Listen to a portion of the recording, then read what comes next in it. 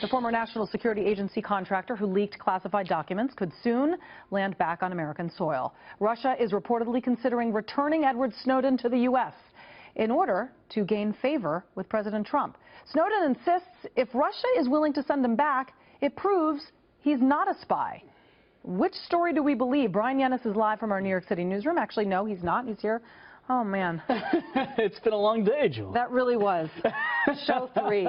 I am not Ron Burgundy. Anyway, go ahead. So tell me, what is happening with this? Because you're hearing two totally different sides of the story. Well, yeah, it depends on who you ask. There's a difference in semantics when it comes to this report. A government source tells Fox News' Catherine Herridge that Russia believes they have exhausted Edward Snowden's value, and he is now more useful as a bargaining chip to Russian President Vladimir Putin. Now, the implication here is the Russians would give up Snowden to the U.S. in return for something. What? We don't know. It could be anything. We do know the Obama administration has wanted him back in the U.S. We know President Donald Trump has called the NSA whistleblower a, quote, terrible traitor, and tweeted before he was president that Snowden deserves to be executed. The new CIA director, Mike Pompeo, also says Snowden deserves the death penalty. Now, this information to Fox News comes after an NBC report, which seems to take a step further when it comes to this report, citing two government officials. NBC reports that Russia is considering handing over Snowden to the U.S. as a, quote, gift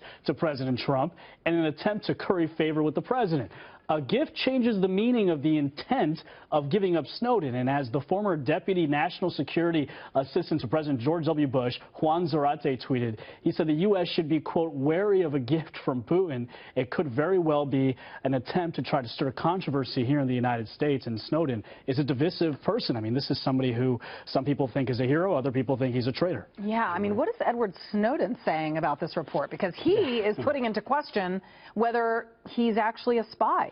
Right. So he denies that he is a Russian spy. He began tweeting yesterday, tweeting that he denies that he's a Russian spy because he believes why would a country return a spy they know could then harm them? And earlier today, he suggested the Russian government was actually out to get him, tweeting, quote, days ago I criticized the Russian government's oppressive new Big Brother law, now threatening rumors. But I won't stop. I don't know if the rumors are true, but I can tell you this, I'm not afraid. There are things that must be said no matter the consequence.